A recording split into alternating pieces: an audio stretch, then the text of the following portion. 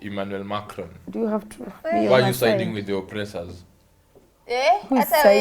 At some point alikuwa tu ana make the right statement, but maybe unajua atupendangi kuambiwa, like umeona yeye ametoka France kukuja kwa auditorium yetu. Yes, anakuja kututoa kwa auditorium yetu. This is a total lack of respect. So I suggest, if you want to have bilaterals or speak about something else, you have bilateral rooms or you go outside. If you want to stay here, we listen to the people. And we play in the same game. Okay? Thank you. Hakusema vibaya though. Watu wamechukua vibaya, of course. Watu kuchukulia ndio inamata. French presence imetolewa West Africa. Unajua French walicolonize West Africa sana. So wamekuwa kifukuza. So watu wanaona ni kama watu wanakuja huku east try kuleta missions zao huko. So that's why even amekuja huko in the first place. Okay, like for the collaboration thing. Watu wanasema loki ni hiyo. Unajua naanzanga hivyo pole pole. We are cooked. Alienda kukimbia na Eliud Kipchoge. Yes, uliona? Walienda morning run na Eliud Kipchoge. Watu wakaanza kusema angeenda na Benjamin Sawe.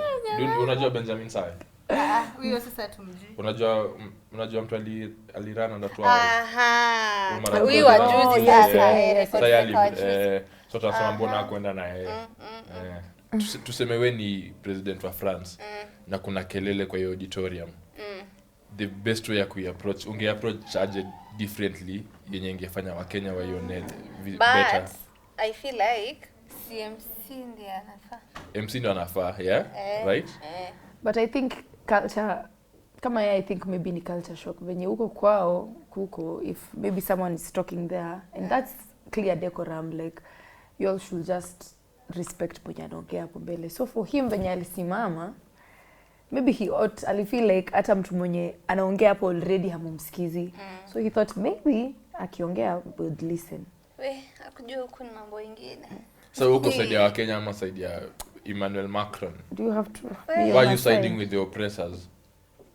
Who's siding? I cancel you guys.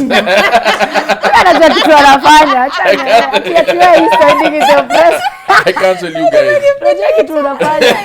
Leo kwanza kurolu kusema hivyo. Atiwa you.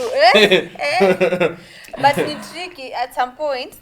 Alikuwa tu ana make the right statement, but maybe unajua atupendangi kuambiwa, like umeona.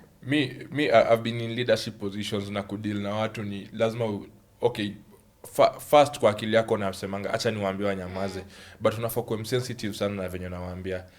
Aliwaambia kwanza alianza akawaambia excuse me please, mnapiga kelele nyingi. Alafu yeye akaendelea kufinya akasema hey, counter kuongea mtoke nje mwende. Of which maybe that is what made it sort of look insensitive, ndio. So ukiwa na leadership position, yes, try kuambia watu, lakini ujue watu ni sensitive sana. Kuna nyota ichukulia vizuri kama mimi nitachukulia vizuri, lakini others won't. Unatuambia sisi hivyo tuongelee na huko nje na ni kwetu. So mimi si side na oppress. Yeye mbona alituambia tutoke kwa auditorium. Yeye ametoka France kukuja kwa auditorium yetu. Yes, anakuja kututoa kwa auditorium yetu. Alafu akaenda akapiga story na kina Bien. Uliona kupiga akula na kina Dina. But kwani kuna ubaya? Ungeenda. Mimi ningeenda alafu ningeenda kukataa. So nimekuja kukataa Dina. Unakula ukikataa. So I don't like being here. So what business can we do that I will not like? But sasa, lakini that's funny. Si unakataa na wewe. Sikia kukataa huko hapo ni. By the labda kina Bien walikuwa wameenda kukataa. You already.